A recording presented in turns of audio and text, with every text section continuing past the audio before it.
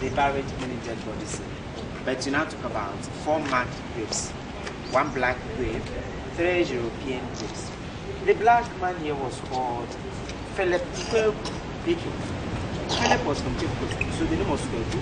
As we know, we Ghanaians were named according to the place we are born, so European was not named there. But the Europeans corrupted many of these names, and Kweku became Kweku. Like my Sunday born became Kwesi, the young man they became Kweku, the 5th they became Kweku. The father of Philip Kweku here happened to be a Nigerian African merchant. Did that, Philip as a boy at 11 was given scholarship by the Anglican Church to study in England. The 2 other boys, but the 2 of them died. William Thomas died and Philip came back. So he came back to the country as first black man to be ordained as an Anglican Catechist. So he worked for years about 15 years as clergyman, missionary, and schoolmaster in the church SPG Church and Catholic Association. Philip died 17th October 1816 at the age of 75. So every 17th October, Anglican Society do celebrate his day. During the celebration, they surround the grave, say a mass. After they lay wreath on the grave, is memory. So we have the grave of Reverend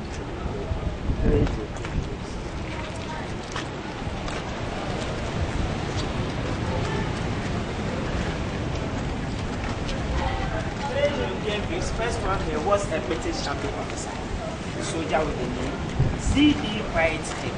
C.B. Whitehead. Whitehead died since selling the castle 1812 when he was 38 years. In the middle was a woman, Letitia Elizabeth London, LG. Last found by George McLean, GM. Letitia was the wife of Captain George McLean. So she came all the way from England to the castle just to visit the loved husband. But she passed away only 2 months after her arrival. The most I say malaria killed her as usual. Others I say when she came to the castle, she met the husband George McLean having an affair with an African mistress called Miss Ellen. When Letitia heard that, she poisoned herself or committed suicide. Some people also say she was poisoned by the African mistress. So that now, we don't know what actually killed her. Died 1838 when she was 36 years old. George McLean was a Scottish, came to the castle as administrator. He designed a bond treaty agreement, popularly known as the Bond of 1844. It's a bond which paved way for the establishment of British colony in this country for 100 years, 1844 to 1944. He designed the bond and the governor, Commander Hill, with 8 fancy chiefs, Ghanaian chiefs, signed the bond on 6th March 1844, and Gold Coast, now Ghana, became a colony to the British. The bond was signed on 6th March 1844. That is why our first president, Dr. Kwame Nkrumah, about 55 years ago, also declared independence on 6th March. He also became a judicial assessor, George McLean, and established the first colonial court of justice in the country. And the court existed in the hall up there, McLean's Hall. Malaria killed George McLean 1847 when he was 46 years. The C.B. Whitehead, Letitia Elizabeth London, Captain George. Raise up one.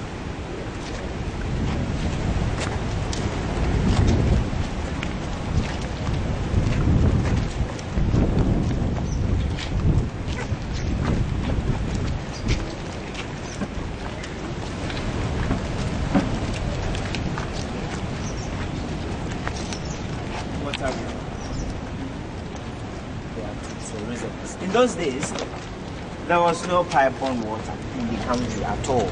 There was no pipe. So rainwater was harvested from the roofs of the castle.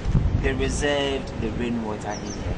And the Celtics depended on the rainwater, drinking, cooking for them, the same water.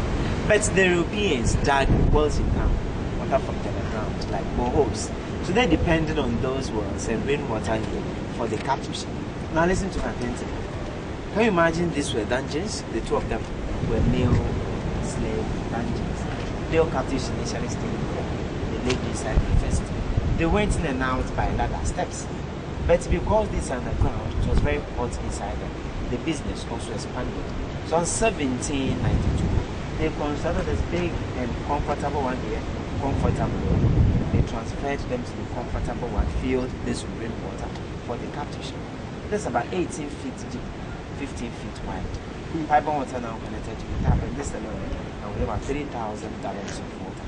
So I repeat, old or first mill dungeons, now water systems. This one here is almost full.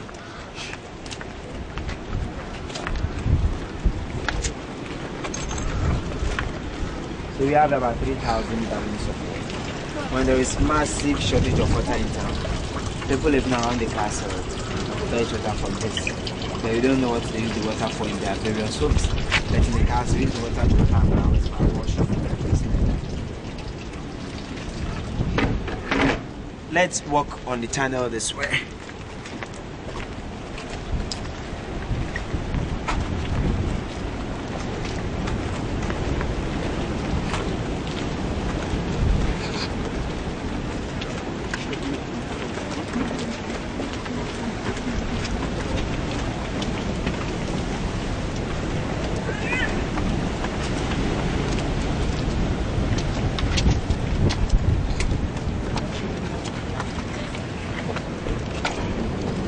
Size of the tunnel.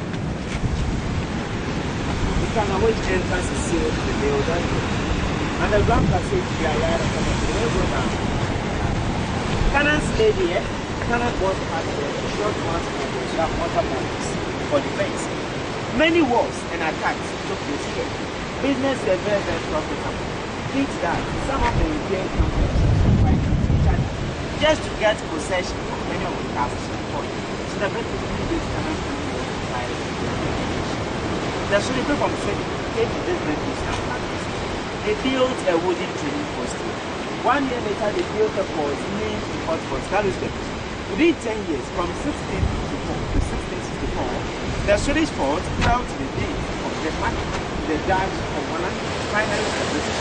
They put out the port on the 2nd they started building.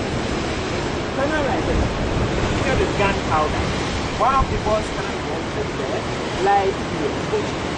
Bigger cannons here, the boss covered about 600 meters. Small ones there about 300, and the board is about 200. Some of the balls have posted up. Those rows are filled with gunpowder. They went to the wooden ships for fire. Those down rows with packet ships. Painter goes to the ships, water protection. I give you 2 minutes. Relax and take a beautiful picture after the video. So I'll please come